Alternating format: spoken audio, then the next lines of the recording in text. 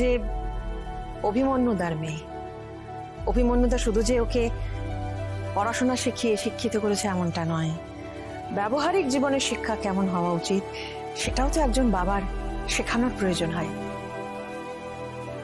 আর সেই জন্য অনুশ্রী যে কোনো জায়গায় নিজেকে মানিয়েও নিতে পারে এবং নিজের আলাদা করে একটা পরিচয় তৈরি করতে পারে।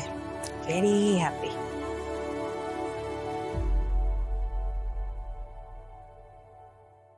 কুসুম দাঁড়াও। কুসুম, আজ তুমিও খুব ভালো কাজ করেছো। মনি? হ্যাঁ, কুসুমও ভালো কাজ করেছে তো।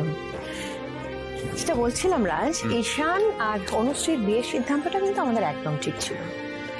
আমার এই বাড়ির গাঙ্গুলি পরিবারের বউ হবে বুদ্ধিদীপ্ত, শিক্ষিত এবং আমার ছায়া।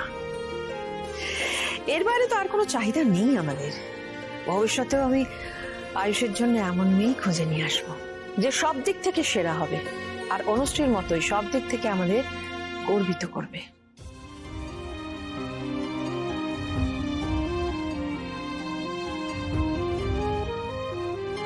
কুসুম, ছি ছি, আজ সবটা আমার জন্য হলো।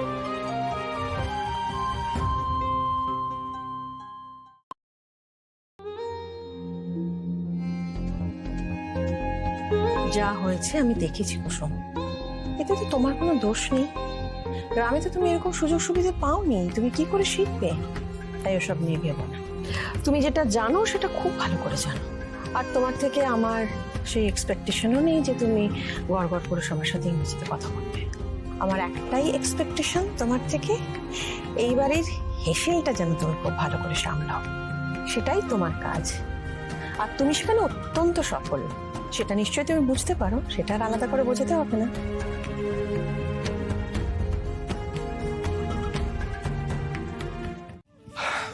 অনু, তখন সবার সামনে বলা হয়নি, তুমি মিটিং এ খুব ভালো করে হ্যান্ডেল করছো সবটা। I am proud of you. Ishaan, মিটিংটা সাকসেসফুল হয়েছে তাতেই আমি খুশি।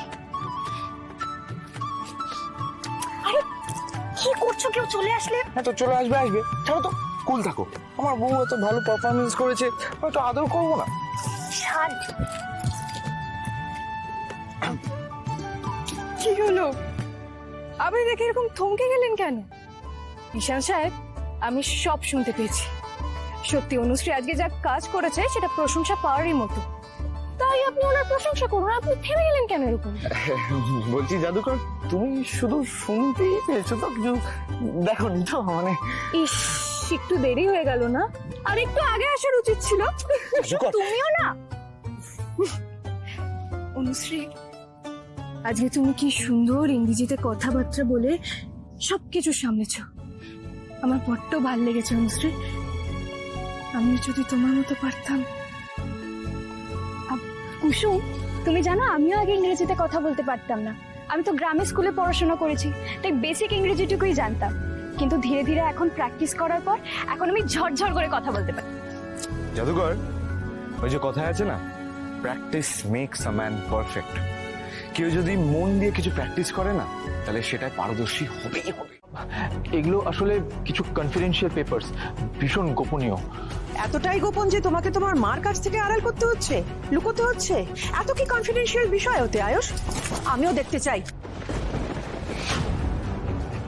সারাটা জীবন তুমি আমার কাছ থেকে কিচ্ছু লুকোওনি, কিচ্ছু আড়াল করোনি। বেশি বড় হয়ে গেছো না? এখন বলছো তুমি কনফিডেন্সিয়াল বিষয়? আমি দেখবো, আমি দেখেই ছাড়। মা, ছোট সাহেবের কি হয়েছে? দেবী মায়ের সঙ্গে এমন ব্যবহার করতে আমি কোনোদিনও ছোট সাহেবকে দেখিনি। এই খামের মধ্যে এমন কি আছে জানি এত লুকোচুরি? এবার তো মনে হচ্ছে আমাকেই দেখতে হবে খামের মধ্যে কি আছে। ভাইদা, ভাইদা, থাম তুই। কেন এরকম করছিস? কি আড়াল করছিস আমাদের কাছে বল?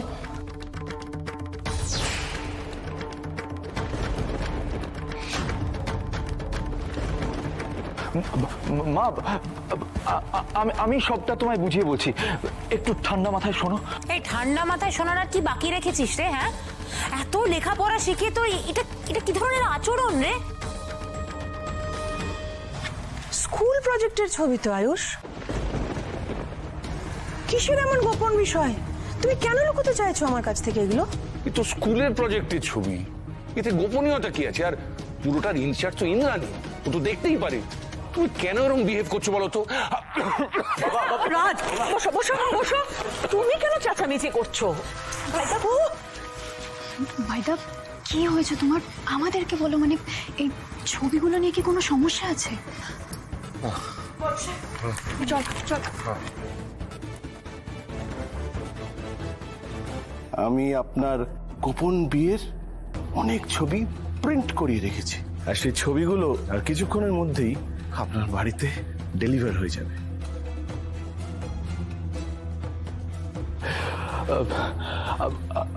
আমি এই মুহূর্তে আসলে বোঝাতে পারবো না যে আমি যেটা করলাম সেটা কেন করলাম, কিন্তু আমি যেই বিহেভটা করেছি সেটা খুব খারাপ করেছি। আমার এটা করা উচিত হয়নি। আমি তোমাদের দুজনের কাছে এবং সবার কাছেই ক্ষমা চেয়ে নিচ্ছি। তোমার ব্যবহার আজকাল ভীষণ অদ্ভুত হয়ে গেছে আয়ুষ। কোনো কিছু তুমি মন খুলে কথা বলো না আজকাল, অদ্ভুত বিহেভ করো কেন? ইন্দ্রাণী, আমাকে একটু ঘরে নিয়ে চলো তো, এখানে থাকতে আমার একদম ভালো লাগছে। চলো চলো চলো দিদি, আমিও যাই। ধীরে ধীরে।